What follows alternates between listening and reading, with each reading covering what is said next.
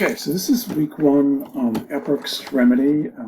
What we're going to do today, I'm going to go over the syllabus, talk about brain-based learning, and then get at these core concepts of the shoulder, the first part of the class. First module towards the first midterm is about the shoulder. Look at the shoulder as part of this interconnected chain involving the whole body. The influence of posture, neck pain today, but definitely the shoulder motions as well. How that kind of interrelates this idea of space and flow, what that means.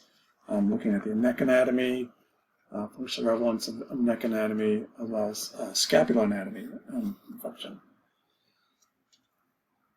So this class, like all the classes I teach, gets into that brain-based learning, kind of learning by doing and moving. We're going to do a lot of drawing, simple kind of coloring in this class. We'll do right in class. Making things, you're going to be making a hand. Learning through repetition, learning through making mistakes, this idea of forced recall, which is the quizzes. Quizzes, again, will be a big part of this class. We'll be doing that just about every week in this class, and then try to make it as relevant we can with the cases and the videos that we're going to be doing. Quizzing, just to kind of harp on that, thinking about this class, other classes, the power of quizzing, that forced recall, simple thing can really get the really biggest bang for your buck in terms of studying, get more mileage, less time, especially as you move towards getting ready for your board exam. It's a great way to kind of study for your board exam. They call it spaced retrieval, just taking time to recall it, whatever it is you're trying to recall. Interleaving, thinking, just studying different topic and then going back to quizzing yourself, and just quizzing yourself over and over again, with friends, whatever works. Traditional ways of kind of studying, quick ways, people kind of get this illusion that they know it, and they probably know it on a very surface level. They kind of run into trouble when they get like a involved case, or like a multiple choice question that you get on the board exam. And we will be doing some board exam practice in this class, or the work class related to these upper extremity. So things that don't work so well, highlighting, rereading stuff, kind of reviewing the PowerPoints. Not that it doesn't help, but it's not nearly as effective as the forced recall.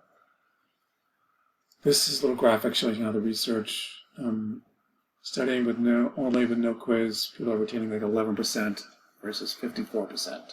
And it really seems to close the gap in terms of high achiever, low achievers in the class, which I'm shooting for everybody to do well, so not such a big divergence between the two. Okay, the syllabus, then check that out on your own. Let me know if you have any questions. A new thing we're doing is Google Sites. If I can get into that, let's see if we can see this. This is the upper extremity treatment boxes. This week it's neck pain. It breaks down all the different diagnoses. Click on it. Get this little tab right there. It'll take you right into the PDF. It'll pull right up. So they're all kind of loaded in here. But the point of this is to help with users with practice. I mean, all these classes, I was saying this in work yesterday, are geared towards practical use, practical skills that you're going to need, for next level 2, and when you're out there practicing. So you can quickly go and say, okay, there's a thoracic outlet syndrome. Here's how I assess it. Here's how I treat it. This person has posture issues. Here's how I assess that. How I treat it. Same thing with the neck, which we'll be doing today. Just making it as hands-on, practical, useful, as for you guys as I can. These are the questions, learning objectives for today. So you need to know the answers to these today before you get done with this stuff, because there's going to be a quiz next week. I'll do a couple of these questions, one of random, any of these 8 questions. We'll go through all of these, but today, plus the anatomy. If you look at anatomy, it tells you the anatomy that's going to be on the quiz. It's all in the scapula, I believe, next week. And there's a picture where you have to kind of fill in the blanks in terms of where the certain anatomy is. The answers are right there. Just need to kind of memorize that. Look on Canvas. It says quiz answers. In the module section, it will show you the answers.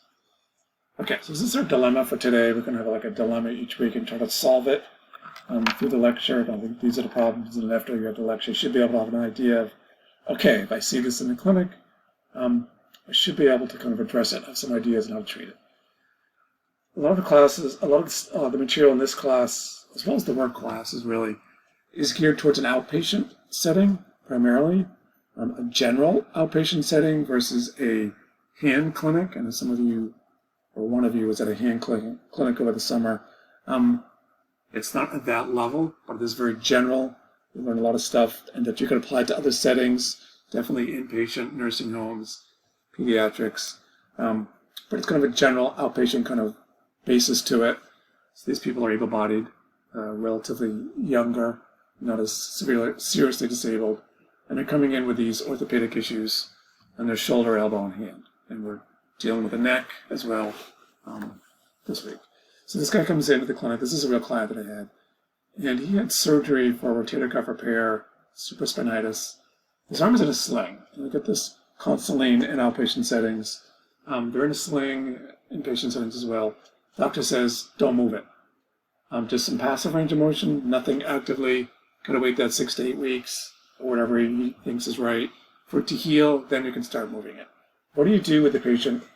They come in, shoulder in a sling, can't really move it. Is there things you can do with this patient before you're able to even start really working on their shoulder? The particular focus of the injury. We're going to see how today there's all these things around the shoulder that you can work on that affect the shoulder. He also has limited trunk rotation. His trunk, lateral rotation is very limited.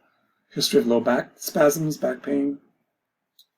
He has rounded shoulders, forward head, so his shoulders are kind of coming forward as well as his head. We'll get really more into the posture next week, but just kind of briefly, those are issues he's dealing with. He is a Coke. He is a worker, a Coke bottle driver. A Coke bottle driver. He drives around all day. Look at this picture, and what he does is sorry about that. He unloads these racks of Coke, sticks on a dolly, wheels it into the store, loads them into the coolers, goes on to the next store. He's just doing this all day long. A lot of trunk rotation, shoulder movements in that motion. He wants to get back to work as soon as possible. He's having pain texting. Pain texting on the right side of his neck. And it's not on there, but he's kind of challenged to dress, as you would imagine, dress and bathe one-handed.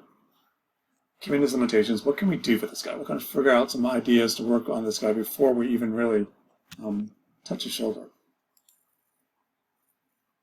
Okay, so kind of a different mindset with this class, and the work class especially, kind of shifting away from just memorizing the answers or knowing what to do in the textbook kind of thing, to detective skills, the ability to assess and see a problem, test for that problem, figure out what the problem is on your own, and then come up with the right treatment approach.